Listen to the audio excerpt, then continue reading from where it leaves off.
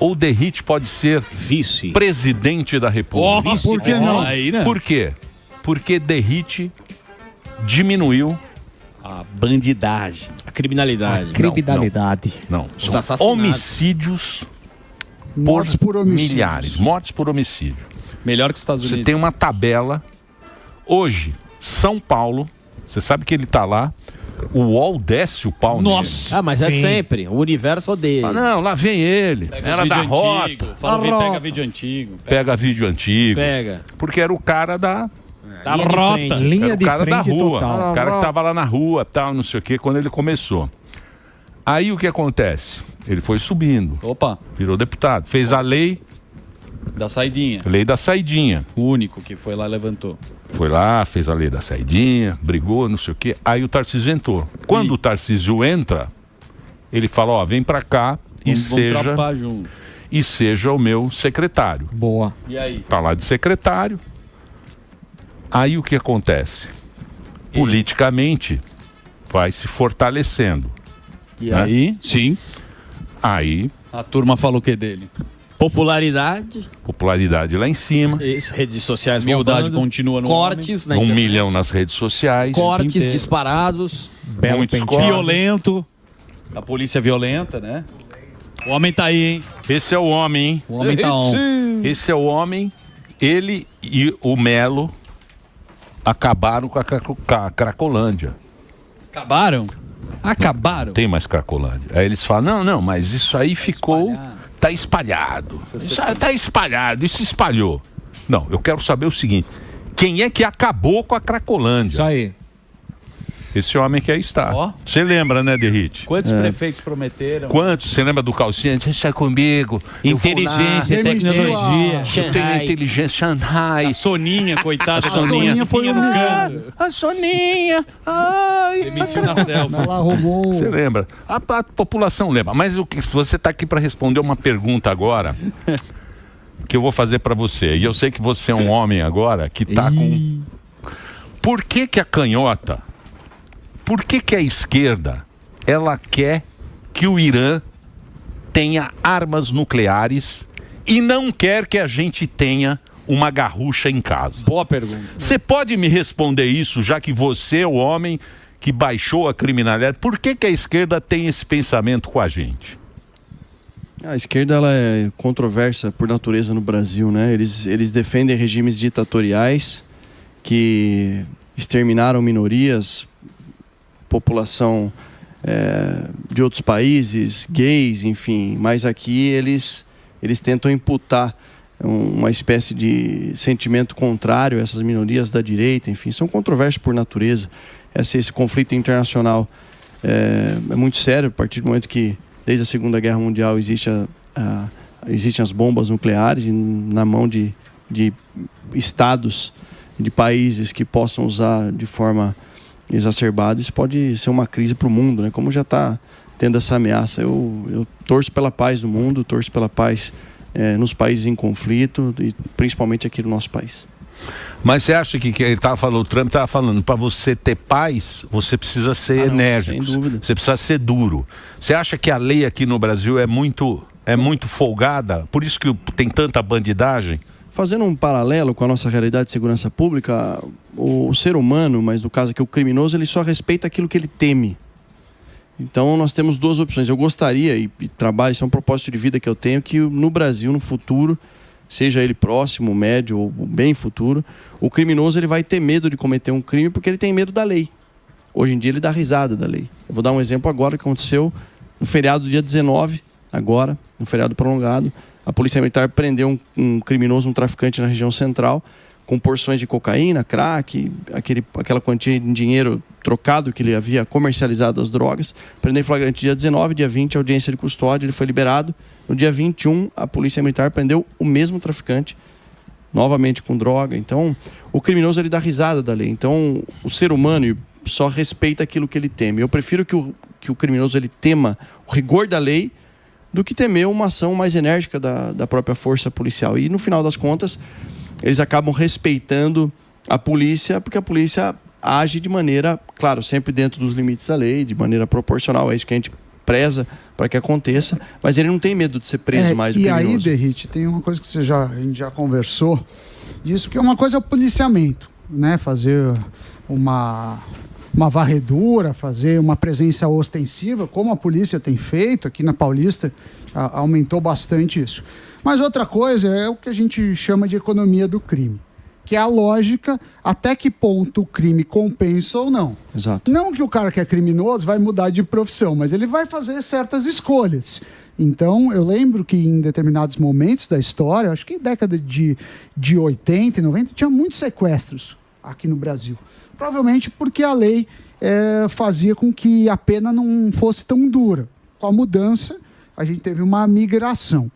Nesse sentido, você acha que a gente está evoluindo? Eu sei que você defende essa bandeira, mas eu não vejo políticas públicas mexendo na escolha do bandido para ele fazer a conta e falar, olha, isso não compensa mais. Não, sem dúvida. É a questão do custo-benefício, né? A teoria econômica do crime do Gary Becker.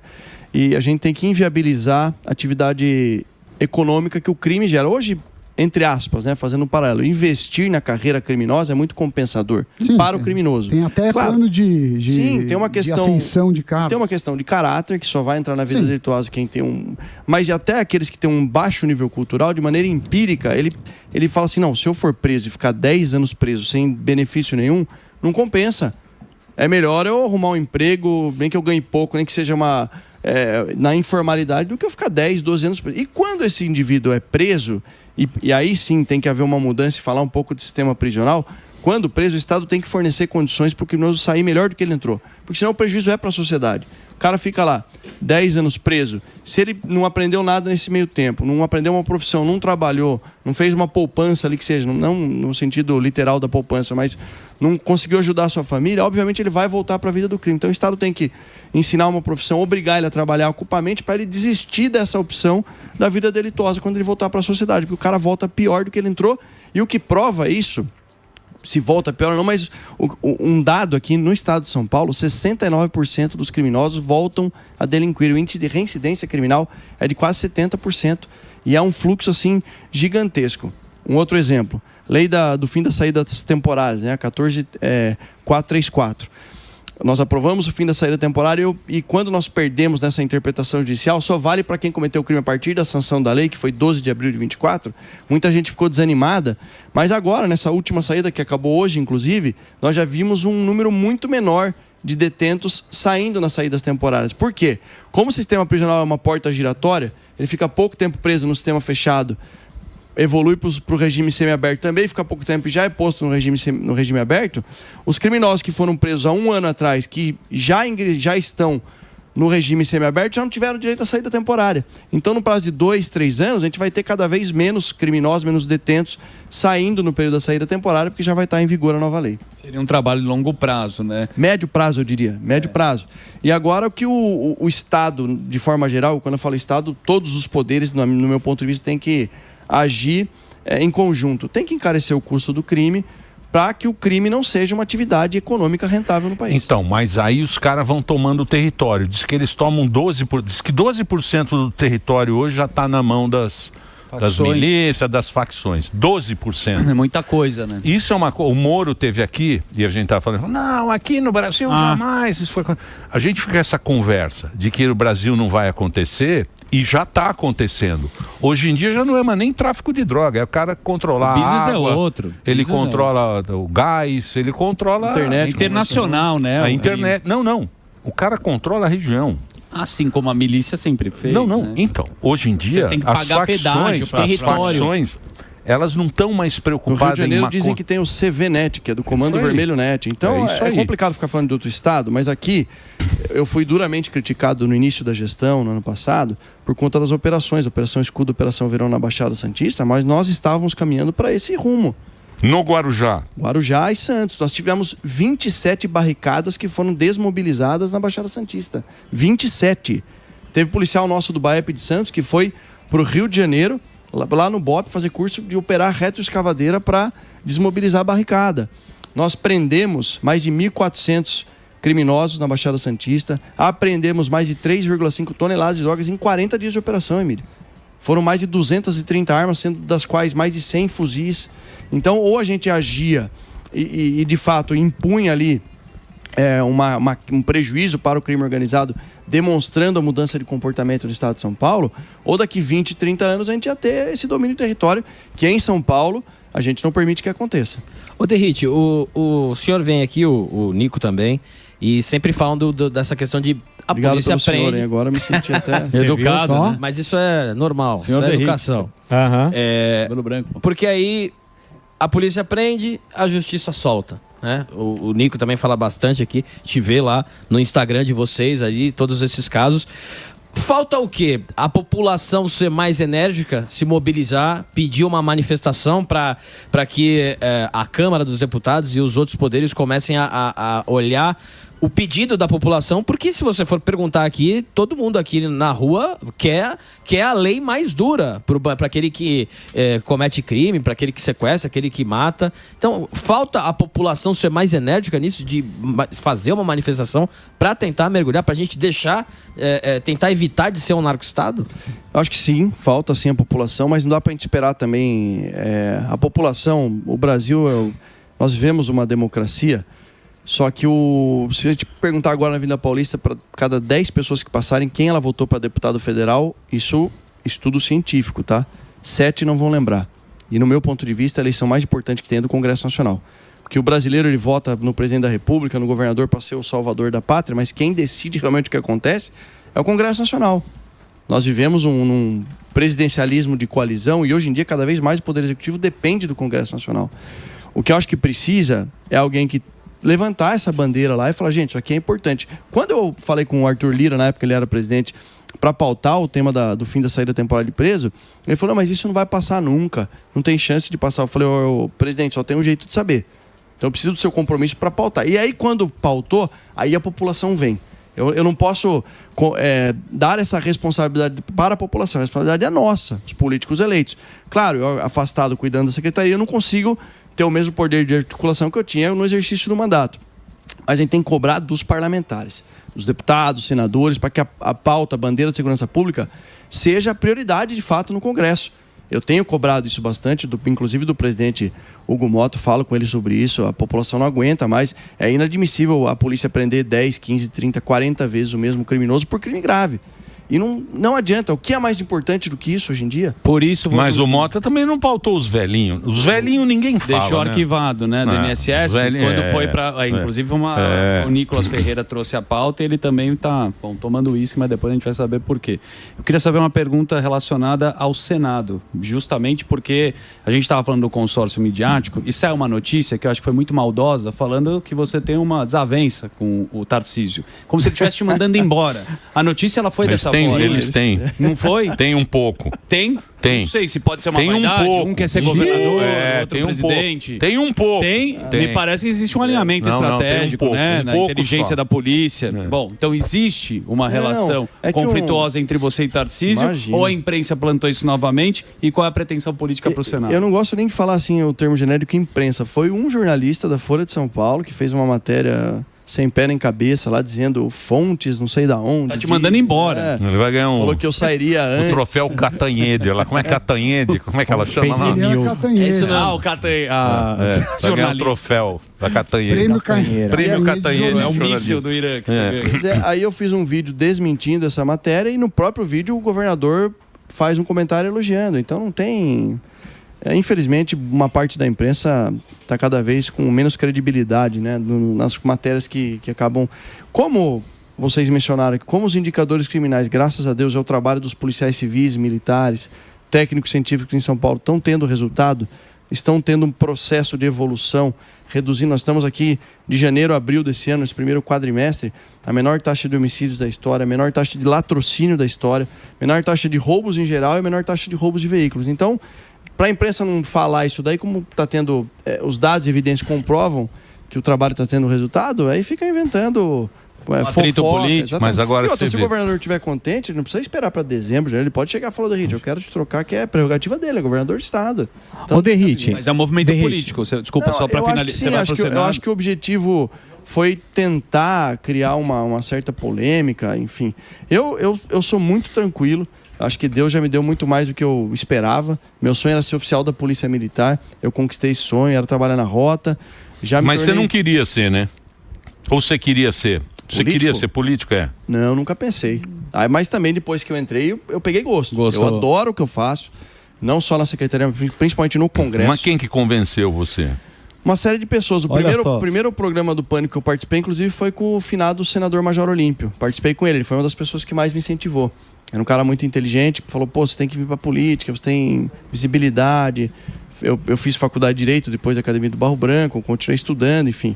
E ali é o poder de mudar a vida de milhões de brasileiros, né? É uma lei bem colocada, um projeto de lei que ajude as pessoas. E claro que a maior parte das pautas me associam à segurança pública, mas eu sou coautor do Marco Legal das Startups, eu sou coautor do teste do pezinho ampliado, que na rede SUS antes detectavam só 6 doenças, agora são quase 70 doenças, enfim. Você consegue ajudar muita gente. Então, mas eu acho que o maior problema do Brasil, e a gente vê o próprio PT agora, porque o PT nunca falou em segurança pública. Nunca. O próprio presidente agora. Pegaram a pauta agora, né? Agora eu vou pegar a pauta, agora eu vou resolver o problema. Tá com a voz assim meio... da viagem, do avião. Jet lag. Sim, fazer um break pra tomar uma água agora. Faz o break aí hoje, não. O Pai Santo.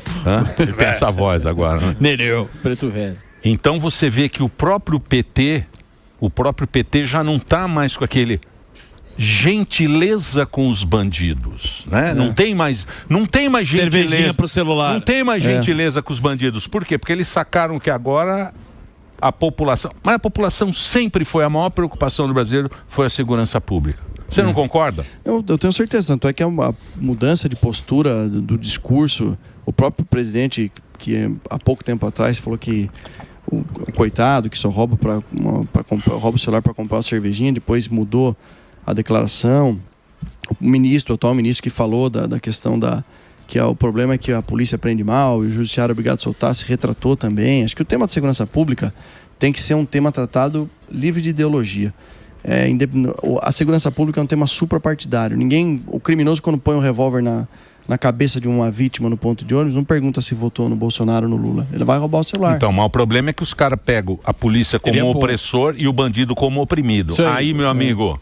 Aí virou Karl Marx. A turma já se ligou, né? Guerra de classe. Então, mas aí ferrou. Mas sabe qual a maior evidência? Que no projeto mesmo do fim da saída temporária de preso, nós tivemos 311 votos favoráveis. Lembrando que com 308 já poderia até alterar a Constituição, e era um projeto de lei ordinária, só precisava da maioria simples, metade mais um dos presentes na casa. Inclusive teve deputado do PT que votou a favor.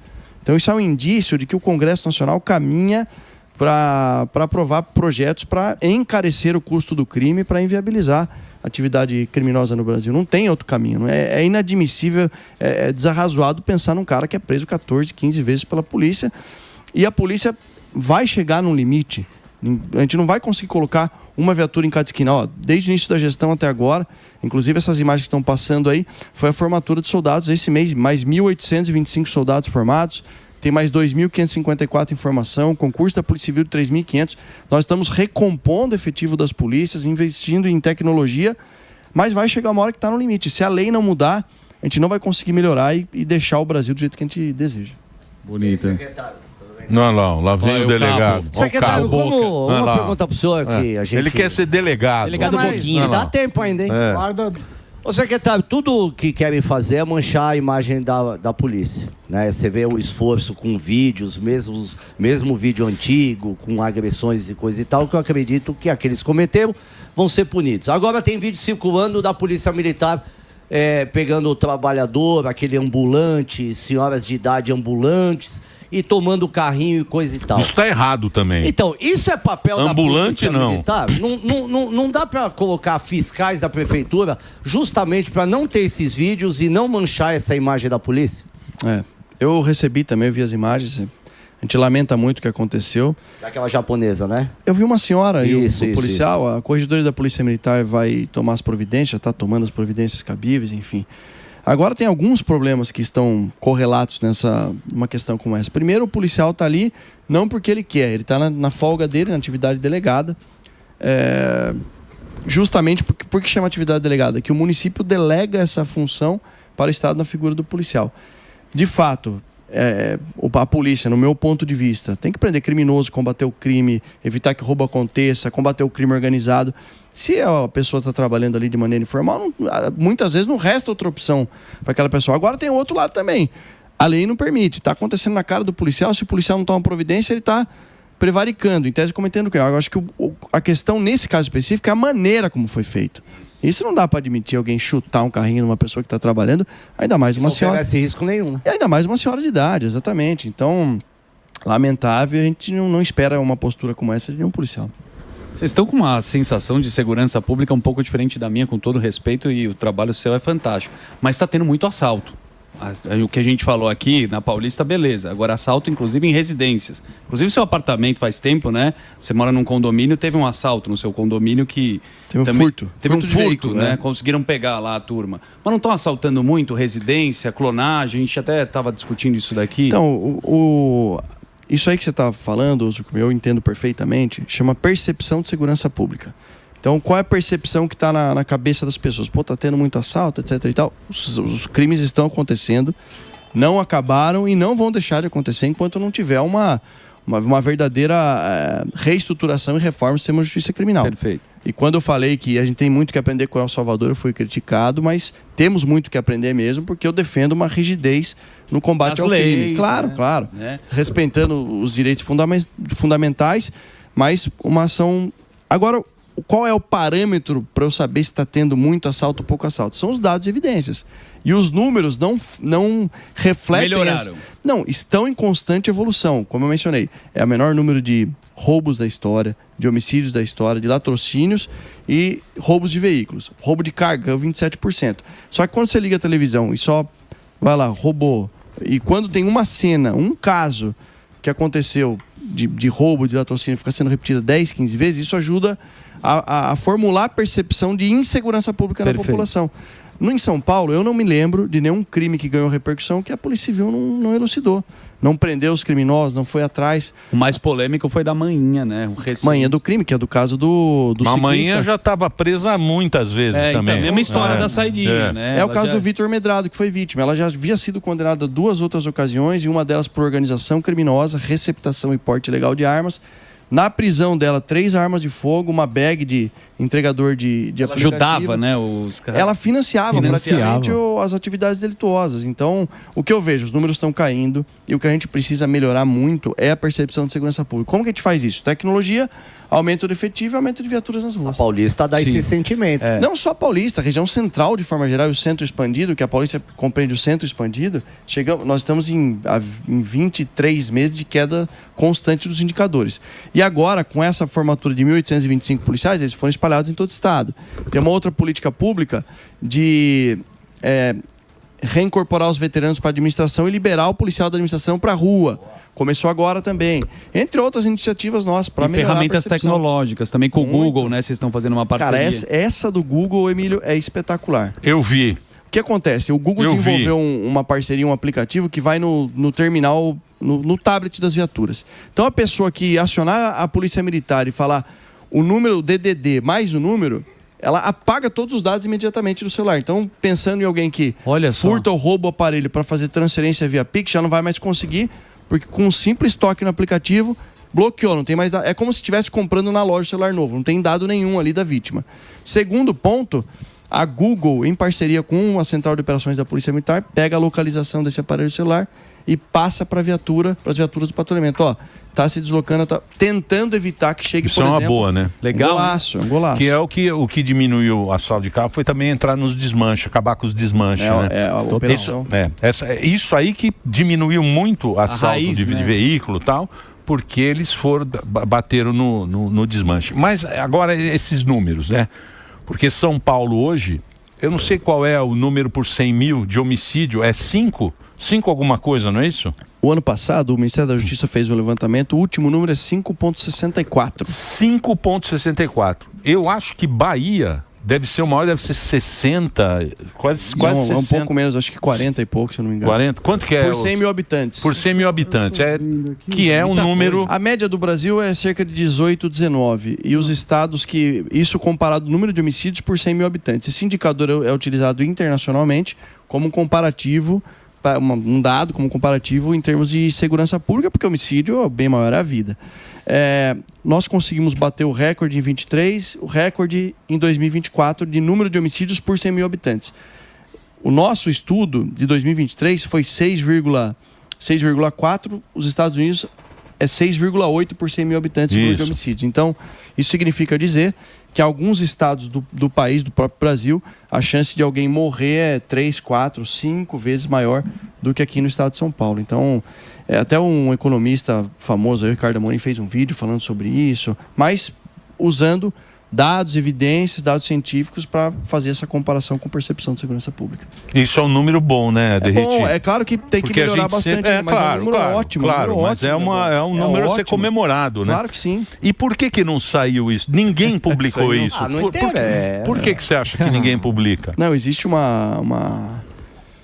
um viés muito grande hoje na divulgação do tema segurança pública. O fato de eu ser político, com investidor, com mandato parlamentar, inclusive licenciado, eles vão fazer de tudo para o contrário, para pegar ações isoladas, como aconteceu no final do ano. Nós tivemos problemas, tivemos uma crise na segurança pública por uma série de fatores. Aí, quando eu sentei com o governador, eu falei: governador, os erros aconteceram, quem cometeu erro, seja tentando acertar ou por abuso, vai ser punido, não tenho dúvida nenhuma, e foram punidos. Agora, uma instituição como a Polícia Militar, que recebe 18 milhões de ligações 90 por ano, das quais isso representa, só para vocês terem uma ideia, 50 a 52 mil ocorrências atendidas por dia no estado de São Paulo. Uma outra ocorrência que aconteceu, que teve um desvio de conduta, não representa a grandiosidade das polícias do estado de São Paulo. E da mesma forma, a Polícia Civil que vem fazendo um grande trabalho. Então, respondendo à questão da imprensa, eles vão fazer de tudo para tentar pegar um fato, um erro ou um equívoco, um abuso de autoridade, dizer que a polícia toda, a polícia do Derriti e do Tarcísio, a polícia não é do Derriti, não é do Tarcísio, a polícia é uma instituição de Estado. Não, é lógico. Quem manda são vocês, mas a polícia. Mas estão brigando agora. Estão brigando por vaidade. Querem ser presidente. Você tá Vocês sabem, vocês sabem que na vida sempre uma dupla acaba. Olha, John Lennon e Paul McCartney. Você viu o que aconteceu? Brigavam. Por quê? Porque estão números bonitos. Então, isso sou eu. Bebeto e Romário. Arroz e feijão. Fizeram as pazes agora. Treta. Então, você mudou de partido? Gordo e o magro. Eu, nessa conjuntura de possibilidade de concorrer ao Senado ano que vem, e a primeira vaga já era pré-destinada ali pro Eduardo Bolsonaro, com toda a legitimidade que ele merece, foi o deputado federal mais votado da história. Os partidos da base aqui do governador Tarcísio de Freitas, os partidos da direita, o centro-direita, não aceitariam 2 candidatos no mesmo partido, que é o Partido Liberal, que eu pertencia. E aí o senador Ciro Nogueira veio conversar comigo e falou: olha, senador, se a primeira pessoa que tem que ser consultada é o presidente Bolsonaro, que passa por ele a indicação dos nomes para o Senado. Se ele der o ok, depois falar com o governador Tarcísio de Freitas, ok também, e o Valdemar da Costa Neto não ficar chateado com a eventual saída, eu... Quem o senhor indica como o novo Derriti? Para a Secretaria de Segurança Pública, eu não indico ninguém, isso é o governador que tem que indicar. Mas aí, alguém da tua equipe? Quem é insubstituível é impromovível. Não tem como não falar de uma pessoa que eu admiro, respeito muito, que é o Dr. Nico. Aí sim. Seria o novo secretário de Segurança. Naturalmente, porque acompanha a gestão desde o início, parceiro, participa Conhece de tudo. muito, né? Tanto no campo, né? Pode ser o Nico, pode ser o Dr. Arthur, que é o delegado-geral, é um cara espetacular também. O Coronel Cássio foi comandante-geral da PM. O atual comandante da PM, Coronel Coutinho, todos eles são muito preparados, estão desde o início da gestão, acompanhando toda essa trajetória aí que vem resultando em resultados positivos. Ô Derriti, falando de 2026, você acha que vai ter uma mudança, já que a gente está falando do Senado, você acha que vai ter uma mudança? São 54 novos senadores. Você acha que a população, junto com essa pauta da economia e outras pautas, você acha que vai ter uma grande mudança no Senado? Eu creio que sim, uma boa renovação. Acho que é um momento importante para a gente... Eu sei que o público que acompanha o Pânico aqui é extremamente esclarecido, mas vale lembrar que de 4 em 4 anos nós temos as eleições para deputado estadual, deputado federal, governador, presidente da República e senador. Sendo que a cada 4 anos, em uma eleição do Senado, você vota em um senador e na próxima em 2 senadores. Por quê? Porque o mandato do senador é de 8 anos. Então, nessa daqui, a renovação será de 2/3. Ou seja, nós vamos votar em 2 senadores da República por estado. Tanto é que a esquerda, eu não recordo agora o senador, se foi o Randolph, queria apresentar um projeto proibindo essa possibilidade de 2 votos. Por quê? Porque quem vota, e por isso que a gente estava construindo essa possibilidade junto com o Eduardo Bolsonaro. Quem vota no Eduardo Bolsonaro no primeiro voto... É uma chapa. Não vai votar no, sei lá, fala um cara da esquerda, no Boulos, segundo voto. Não vai votar.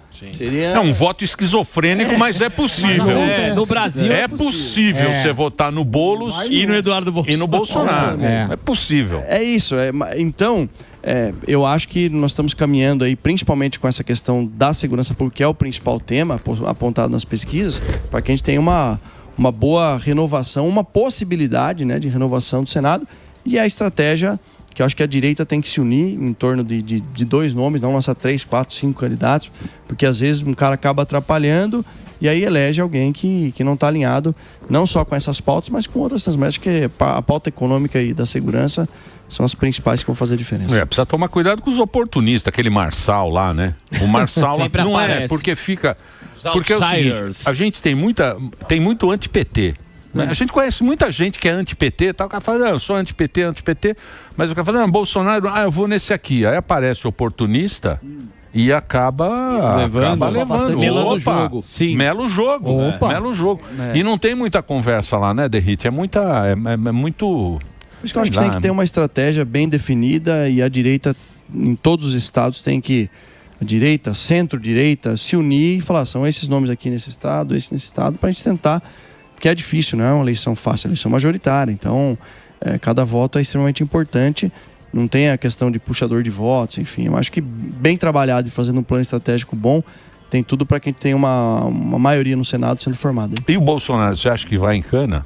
Não sei, é difícil saber, né? Tanta coisa está acontecendo, mas isso é... Vocês também não falam nada disso aí. Porra, meu, e a turma quer saber. A turma chega pra mim na rua, pergunta e aí o Bolsonaro, eu falo, acho que eu vou saber. Taxista, não fala, e o Bolsonaro? E o Bolsonaro, hein? Você sabe. Não sei, caramba. E aí, ó, conta aí pra gente. Você sabe. Tem gente que já tá comprando cigarro. Não sei. Você sabe, os bastidores, os corredores. Não sei. Gostaria de saber, mas eu não sei. Eu espero que a gente possa voltar, independente de quem seja o candidato e independente do que vai acontecer no futuro, não sendo o presidente Bolsonaro que vá concorrer à presidência da República, eu gostaria muito que fosse ele. E você viu a lei que agora estão votando, né? Da internet? Não. Qual? Não. Qual? Da Justiça Eleitoral. A lei eleitoral, eles estão mexendo agora. Do IA? Não. Falou mal. 12, não? Falou mal. Do Derrite? Falou mal do sistema. Ah, sim. 7 anos de cadeia. Como é que é? Cadeia? Precisa nem, Falou precisa do nem, sistema, você é preso. Não precisa nem ser do sistema. Se chamar de gordo, já tá ferrado. Não. Olha lá essa lei que vão votar agora. Ó. Essa lei tá tramitando já. Enquanto isso, o Brasil libera mais de 54% de criminosos na audiência de custódia. Então essas coisas que eu fico assim impressionado como faltam lideranças para colocar o que realmente afeta a vida do povo brasileiro em pauta lá no Congresso. As minhas conversas assim são bem acaloradas nos bastidores. E tem bastante polícia lá, hein? Pois é, mas eu acho que a galera tinha que se preocupar mais em se unir, deixar um pouco a vaidade de lado. Eu sei que é muita, difícil, eu sei que é muita cobrança dos eleitores e tal, rede social, mas quem conseguir abraçar essa pauta e colocar em prática com resultados vai fazer um grande trabalho para o Brasil. Mas tem nome para... Porque você falou o seguinte, né? Que é muito coerente a sua colocação. Ele quer montar chapa. Chapeiro com Derrite. Ele quer montar chapa. Vamos montar. O público, o povo quer saber. Ele quer montar Derrite, você acha que Tarcísio seria o nome ideal para a presidência da República? Interrogação. Ou reeleição? Para mim, o nome ideal é o próprio presidente Bolsonaro. Se o presidente Bolsonaro não puder, todos esses nomes de bons políticos, eu falo aqui vários deles. Lógico, eu sou suspeito em falar, mas e ao mesmo tempo tenho legitimidade para falar do governador Tarcísio. Sim. Então, o governador Tarcísio de Freitas é uma pessoa espetacular. Ratinho Júnior, Caiado, Goiás. Todos esses políticos, governadores que têm entrega, têm resultado, já exerceram o mandato de importantes estados do Brasil, se eles se unirem em torno de um único nome, a chance da direita voltar é gigantesca. Então, mas será que os caras vão querer se unir no a união sempre foi difícil, né? Sempre. O pessoal não é bom. Mas é claro que o só tem camisa 10. O governador Tarcísio ele tem uma visão muito ampla, né? Até porque foi ministro da infraestrutura, já participou do governo executivo federal. Tenho certeza que se ele for o nome escolhido, vai ser um excelente candidato com força para chegar lá. Mas quem vai decidir isso chama-se Jair Messias Bolsonaro. Tenho dúvida e o Bolsonaro é o cara que reacendeu a direita, esse pensamento, né? Até então era meio, né? Não tinha esse cara, né? Que foi o Bolsonaro. Essa visão é do Bolsonaro. De assumir. Né? Olha, quem falava isso, e o Sami aqui com certeza tem propriedade para falar isso aí. A gente via os discursos do então deputado ou senador Roberto Campos, que é o avô do Roberto Campos. Cara brilhante, ele estava à frente do tempo dele, 30, 40 anos, já com esse pensamento de abertura, né, do país em termos econômicos, enfim. Mas o Bolsonaro é o grande responsável realmente de voltar esses princípios e valores da direita no Brasil, sem dúvida. Da imprensa, tem vários vídeos, mas você foi lá e enfrentou. E agora você já está você vai meio que sair da... Você acha que o trabalho tem números bonitos? Você conseguiu fazer tudo que você imaginou no início da gestão? Estamos fazendo, mas tem bastante entrega ainda.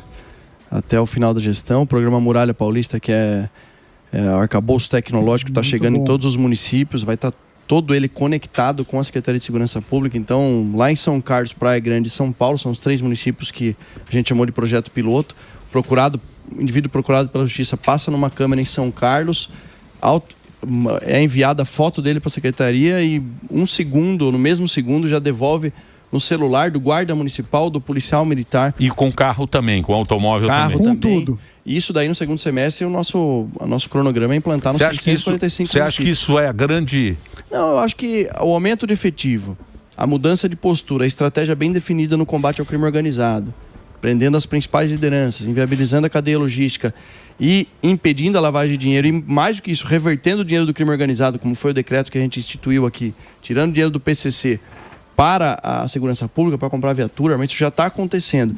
Junto com a Muralha Paulista e o aumento do efetivo policial, a gente vai entregar uma maneira muito melhor do que a gente pegou. Agora, essa Cracolândia, vocês conseguiram também tirar... Isso foi um golaço também, porque vocês conseguiram tirar a droga de lá, né? O grande problema era esse. A questão, Emília, era descobrir o ecossistema criminoso. Por que aquilo ali era um solo fértil? Daí nós chegamos nos hotéis, os 78 hotéis e hospedarias, que foram fechados por determinação judicial, e descobrimos que o hotel ele tinha uma tripla função.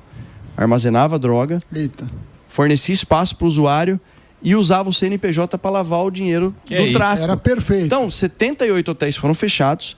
Tinha hotel ali com 3, 4 quartos que faturavam 15, 20 milhões por mês, ou seja, era nítido que era lavagem de dinheiro. Nós conseguimos bloquear e aí faltava o último passo. Onde fica o bunker da droga que vem da Bolívia, vai para o litoral para fazer o refino? Caminho. Comunidade do Moinho, daí o governador Tarcísio... Que é a favela do Moinho, que também acabou. Não é que acabou, mas estamos dando dignidade para as pessoas, dando moradia. Deixando o morador. Mas a estratégia. Mas ali era um puta ponto de droga e as pessoas... Era onde era armazenada. Então nós atacamos todo o ciclo, né? O ciclo da... Então, mas ali não tem mais gente morando. Na favela, na comunidade do Moinho ainda tem. Agora, tem mais pouca gente. Mas qual foi o diferencial? O governador falou, eu vou dar habitação para todos vocês. Primeiro, quem quer sair agora? Aluguel social. Está pagando aluguel para a pessoa. E quem quer sair médio prazo? Então nós vamos construir apartamentos da CDHU do Estado e dar para vocês morarem. Poxa, mas lógico, isso aí nunca foi feito. E eu falei para o governador, tem que fazer isso, senão a gente não consegue acabar.